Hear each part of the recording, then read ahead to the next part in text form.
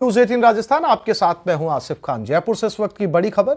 भांकरोटा अग्निकांड मामले में बड़ा अपडेट सामने आया है। अब 14 की जगह 13 हुई मृतकों की संख्या। डीएनए सैंपल जांच पे बड़ा खुलासा हुआ। एसएमएस से 5 मृतकों के सैंपल भेजे गए थे, लेकिन एक शव के अलग अलग टुकड़े होने के कारण इनको 2 अलग अलग मृतक समझा गया।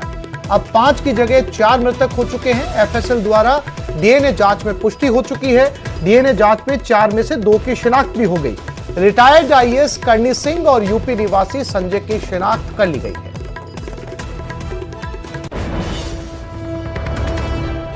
तो राजधानी जयपुर से इस वक्त की बड़ी खबर।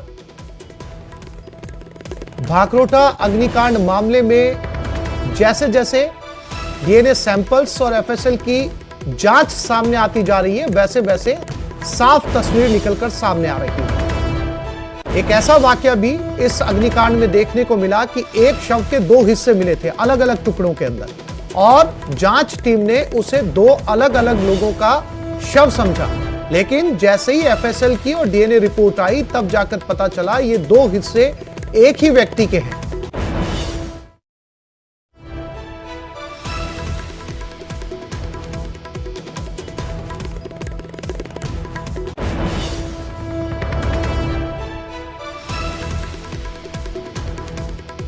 की जगह 4 हुई मृतकों की संख्या और 14 की जगह 13।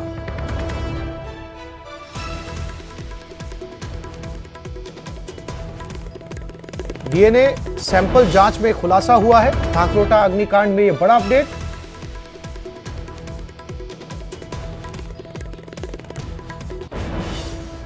और इसी खबर पर ज्यादा जानकारी के लिए बात करते हैं हमारे संवाददाता सौरभ गृस्ती के साथ। सौरभ, मेरी आवाज मिल रही है आपको?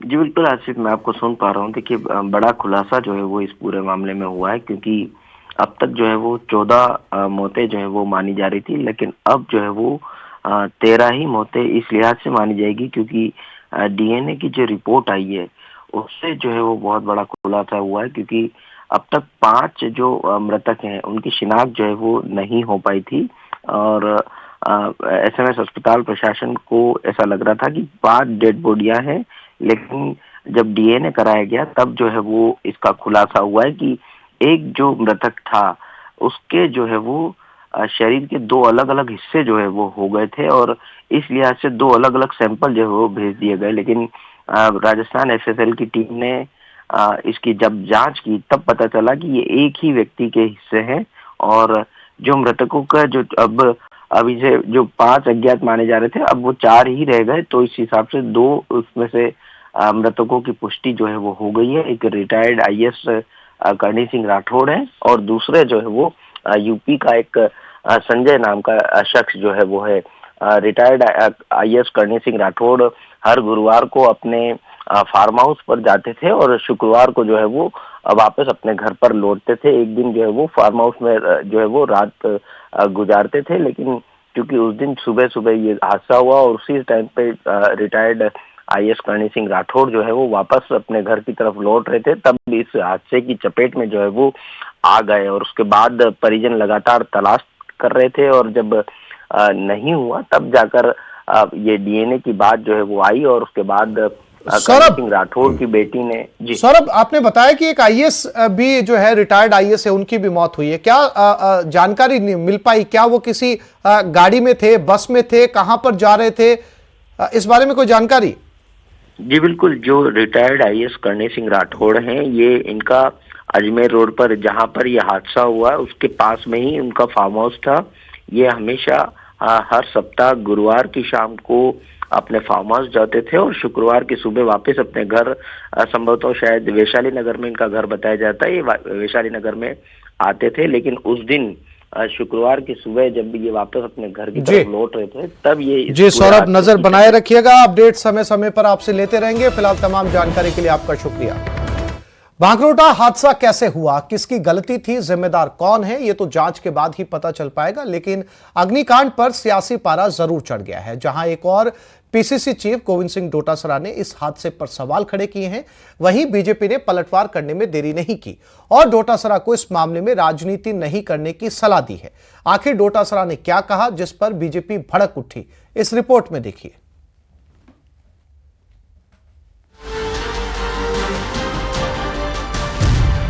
भांकरोटा अग्निकांड पर सियासत जारी।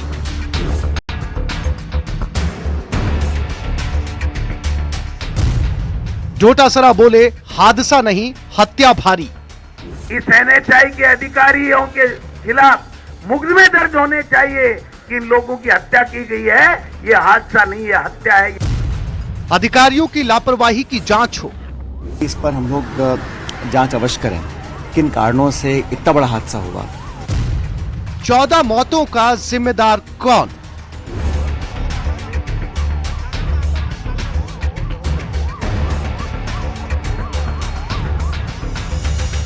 ऐसी घटनाओं की पुनरावृत्ति नहीं हो, इसको लेकर हमने कलेक्टर के को लेकर और एक कमेटी बनाई है। जयपुर के भांकरोटा में हादसे की तपिश भले ही शांत हो रही हो, लेकिन सियासी पारा जरूर हाई होने लगा है। कांग्रेस प्रदेश अध्यक्ष गोविंद सिंह डोटासरा ने इस अग्निकांड को हादसा नहीं हत्या करार दिया है। केंद्र की सरकार और राजस्थान की सरकार से एक सवाल जरूर पूछना चाहता हूं कि जब आपने रिंग रोड 3 साल से पहले चालू कर दी तो वो स्पान क्यों नहीं बनाया? वो गलत जो यू टर्न लेकर के जो गलत डिवाइडर बना था, 10,000 के लगभग वाहन रोजाना जाते थे और उस गलत यू टर्न के कारण से ये जो हादसा हुआ, इसकी जिम्मेदारी मोदी जी कोई न कोई तो लेगा कि नहीं लेगा? कोई न कोई लेगा कि नहीं लेगा? कितने लोगों की मौत हो गई। इस एनएचआई के अधिकारियों के खिलाफ मुकदमे दर्ज होने चाहिए कि इन लोगों की हत्या की गई है। ये हादसा नहीं, ये हत्या है। ये मैं निवेदन करना चाहता हूं। वहीं डोटासरा के बयान पर डिप्टी सीएम दिया कुमारी और बीजेपी प्रदेश अध्यक्ष मदन राठौड़ ने पलटवार किया। मदन राठौड़ ने कहा कि ये वाहन हादसा है, इस पर राजनीति नहीं होनी चाहिए। तो वहीं डिप्टी सीएम ने कहा कि उनको जो कहना है कहे, अगर कोई दोषी मिलता है तो कार्रवाई होनी चाहिए, चाहे वो कोई भी हो। ऐसी घटनाओं की पुनरावृत्ति नहीं हो, इसको लेकर हमने कलेक्टर के को लेकर और एक कमेटी बनाई है, जिसमें परिवहन विभाग के भी अधिकारी है, हमारे मेडिकल के भी अधिकारी है। उसमें उनको लेकर एक गठित करी है कि आइंदा से ऐसा कोई पुनरावृत्ति नहीं हो।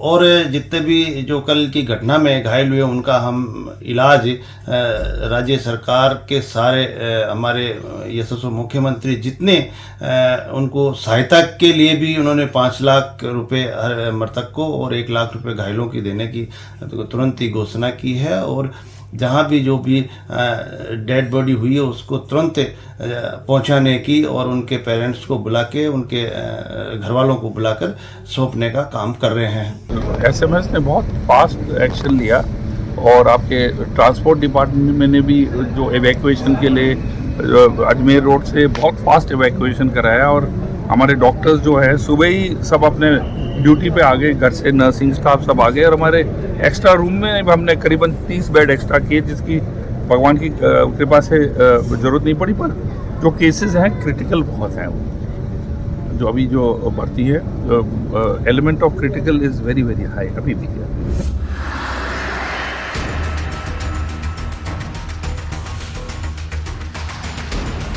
इधर कांग्रेस नेता सचिन पायलट ने एसएमएस अस्पताल पहुंचकर घायलों का हाल जाना और मृतकों के परिजनों को सांत्वना दी और कहा कि ऐसी घटनाओं को रोका जाए, उस पर सोचना जरूरी है और जांच के बाद सबक लेने की जरूरत है। बड़ा दुखद ये घटना हुआ, इतना भयानक स्केल पर हुआ, इसकी कल्पना नहीं करी थी।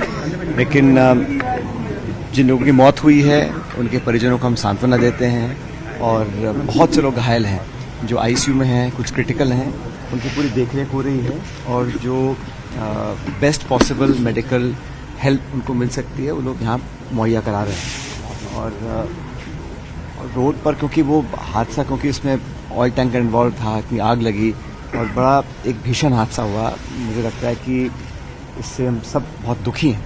लेकिन मैं चाहूँगा कि इस पर हम लोग जांच अवश्य करें, किन कारणों से इतना बड़ा हादसा हुआ। अगर वहाँ पर ट्रैफिक नियम की बात है, रोड कंस्ट्रक्शन की बात है, इनकम्प्लीट कंस्ट्रक्शन की बात है, या हाईवे पे जिस प्रकार की सावधानी बरतनी चाहिए हमने नहीं बरती है, उसका अध्ययन करना पड़ेगा, क्योंकि जैसे आबादी बढ़ रही है, यातायात के साधन बढ़ रहे हैं, उसी तरह हमारे एक्सीडेंट्स बढ़ रहे हैं। वहीं डिप्टी सीएम प्रेमचंद बैरवा ने कहा कि मामले की जांच के लिए जांच कमेटी गठित कर दी गई है। हादसे के कारणों का पता करेगी ताकि ऐसी घटनाओं की पुनरावृत्ति ना हो। वहीं चिकित्सा मंत्री गजेंद्र सिंह खींवसर ने कहा कि चिकित्सा विभाग पूरे घटनाक्रम को लेकर सतर्क है। घायलों का बेहतर इलाज किया जा रहा है। पूरे मामले की निष्पक्ष जांच करवाई जाएगी।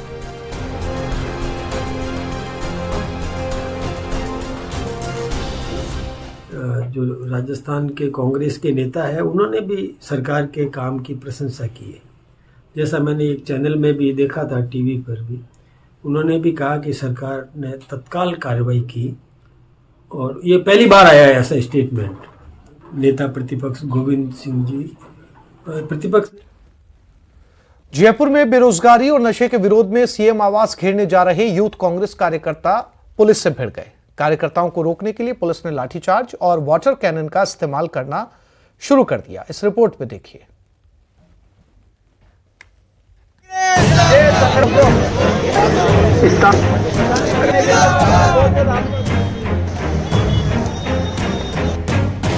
राजधानी में युवा कांग्रेस का हल्ला बोल।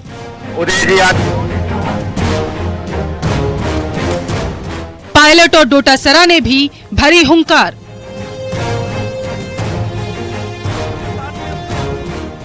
नौकरी दो, नशा नहीं, अभियान का आगाज।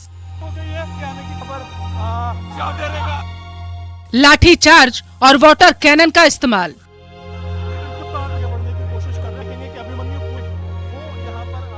ये तस्वीरें राजधानी जयपुर की सड़कों की हैं।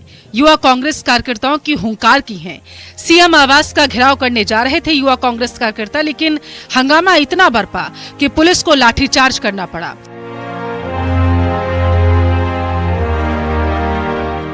विरोध प्रदर्शन के दौरान प्रदर्शनकारी कार्यकर्ता सीएम आवास की तरफ बढ़ने लगे तो सुरक्षा कर्मियों ने उन्हें रास्ते में ही रोक लिया।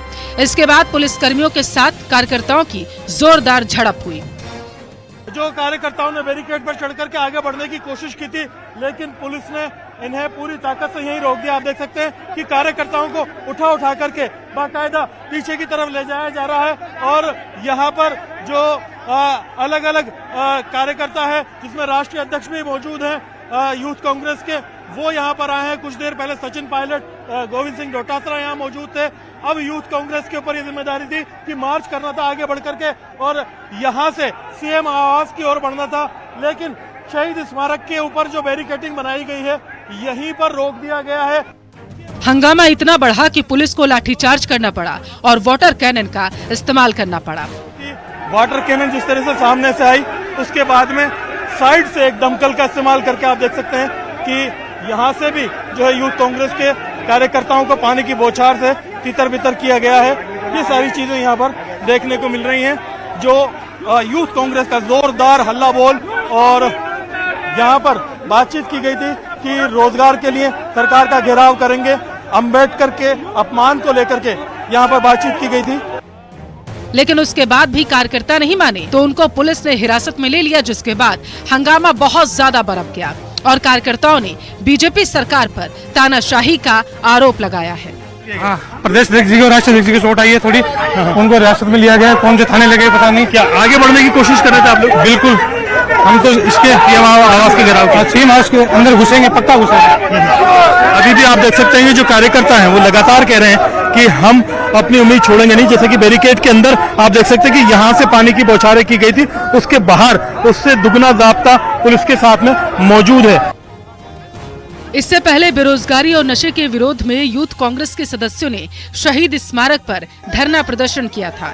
इस प्रदर्शन में शामिल होने पूर्व डिप्टी सीएम सचिन पायलट और प्रदेश अध्यक्ष गोविंद सिंह डोटासरा भी मौजूद रहे और सरकार पर 1 साल में कोई काम नहीं करने का गंभीर आरोप लगाया।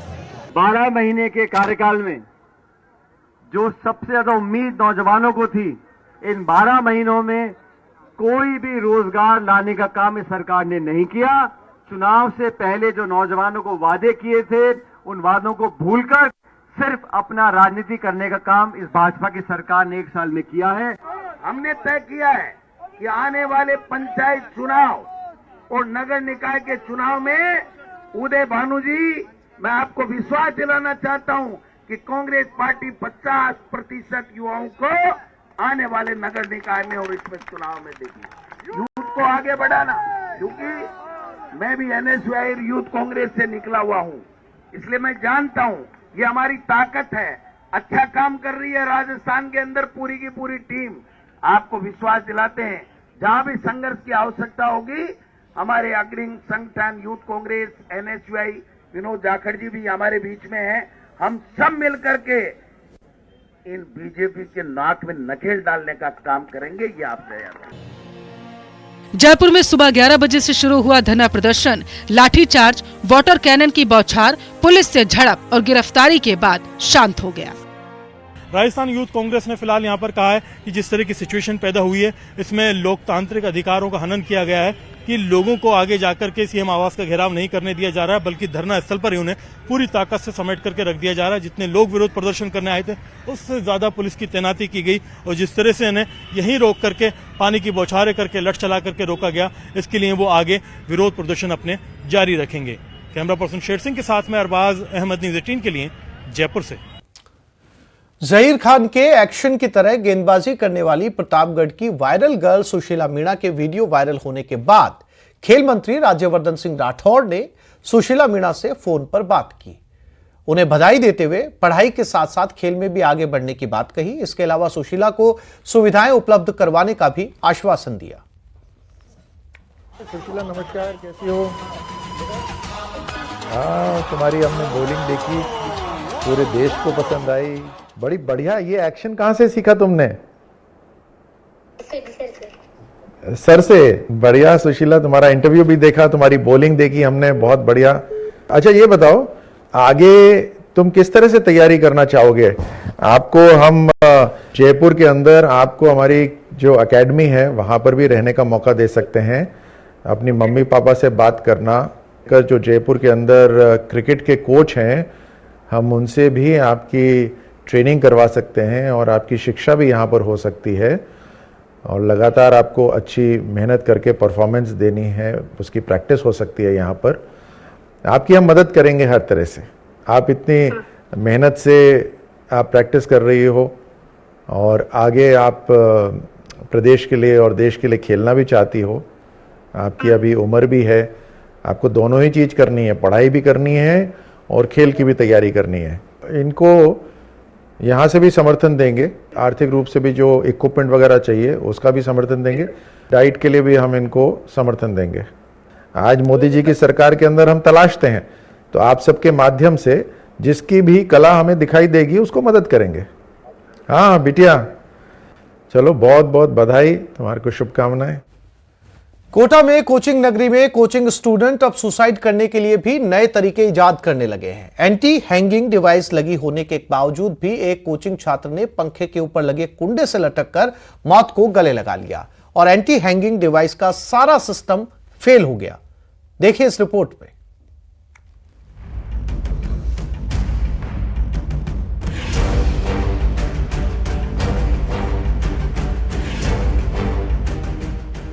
नहीं थम रहा सुसाइड का सिलसिला, एंटी हैंगिंग डिवाइस भी हो गई फेल।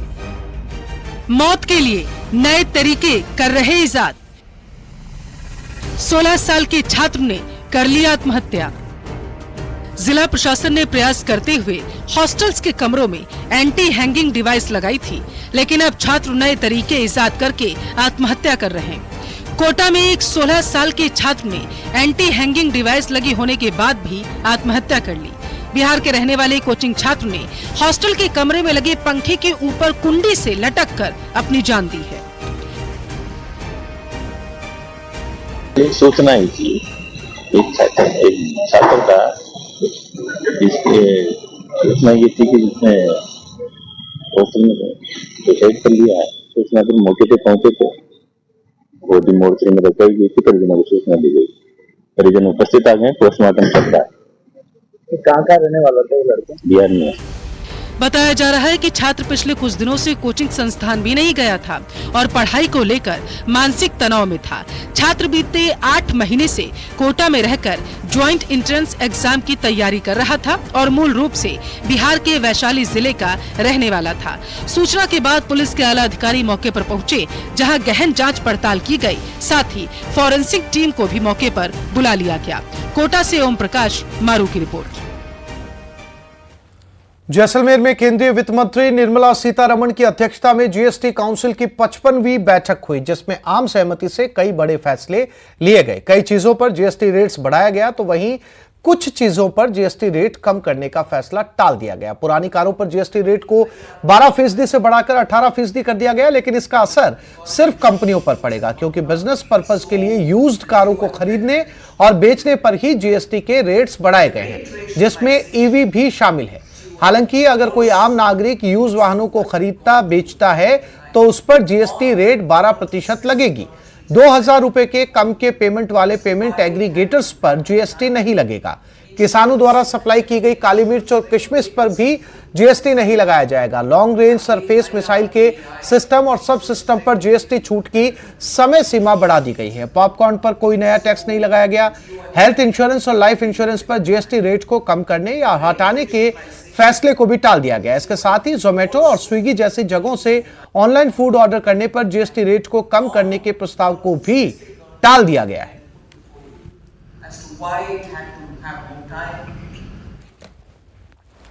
विधानसभा के अध्यक्ष वासुदेव देवनानी ने सरकार के 1 साल पूरे होने पर कहा कि अगले सत्र में विधानसभा पूरी तरह से पेपरलेस होगी। साथ ही विधायक सीट पर टैबलेट होगा, जिसके माध्यम से जवाब मिलेंगे और अधिकारियों को विधानसभा के प्रति ज्यादा से ज्यादा जवाबदेह बनाया गया है। तो वही कहा कि विधानसभा का रंग भी गुलाबी होगा। अजमेर उत्तर के माननीय विधायक और विकास पुरुष तारीख 23 को दिसंबर को विधायक चुनने के बाद 21 दिसंबर को अध्यक्ष का दायित्व मिला। उसको आज 1 साल पूरा हुआ है। मैं सोचा सबको रिपोर्ट कार्ड मैं आपको दे दूं। तो विधानसभा के अंदर तो 3 बड़े आयाम करने की कोशिश की। अधिक दिन चले, सार्थक बहस हो और ब्यूरोक्रेसी को विधायिका के प्रति अकाउंटेबल बनाया जाए।